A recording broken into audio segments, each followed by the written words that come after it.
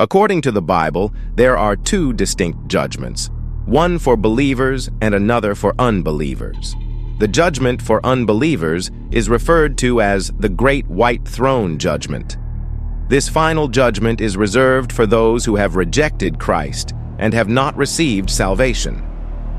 As described in Revelation 20:14-15, it results in eternal separation from God.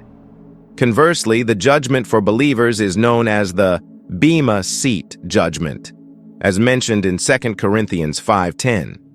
For we must all appear before the judgment seat of Christ, so that each one may receive what is due for what he has done in the body, whether good or evil.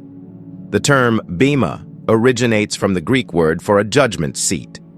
In ancient Greece, one of the most significant events in Corinth was the Isthmian Games, which were held biennially, similar to the Olympics.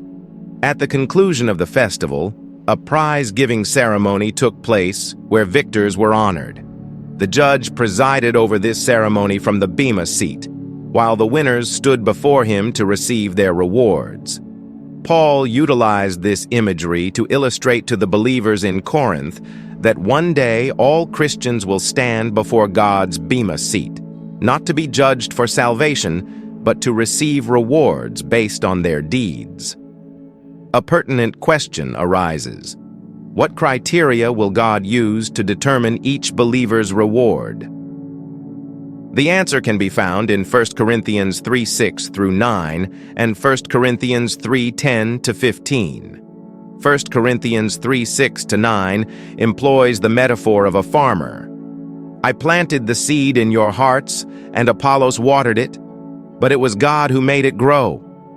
It's not important who does the planting or who does the watering. What's important is that God makes the seed grow. The one who plants and the one who waters work together with the same purpose. And both will be rewarded for their own hard work, for we are both God's workers. And you are God's field. You are God's building. This passage highlights that rewards will be given for evangelism and discipleship. Whether one directly leads someone to Christ or simply plants the seed of faith, each role in winning souls for Jesus is significant and will be rewarded accordingly.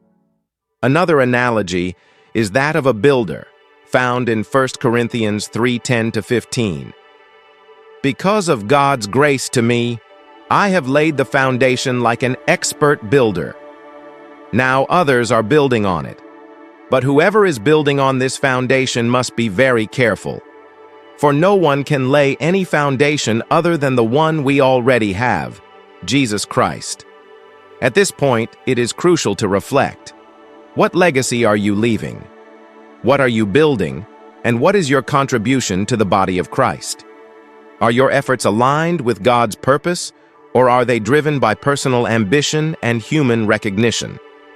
Verse 12 states, anyone who builds on that foundation may use a variety of materials: gold, silver, jewels, wood, hay, or straw.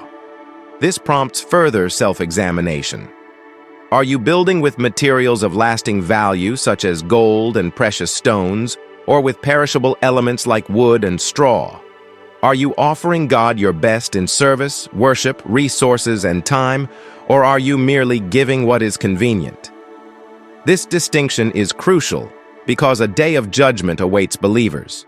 Verse 13 affirms, but on the judgment day, fire will reveal what kind of work each builder has done.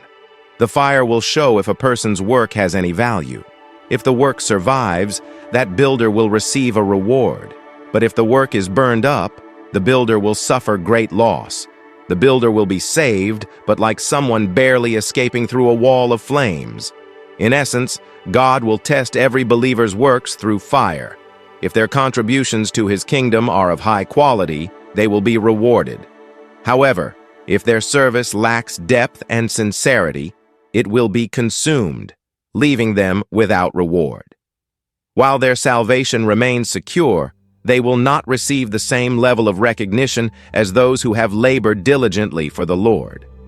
The purpose of this message is to encourage believers to recognize that all actions have eternal significance. Some Christians will receive greater rewards than others.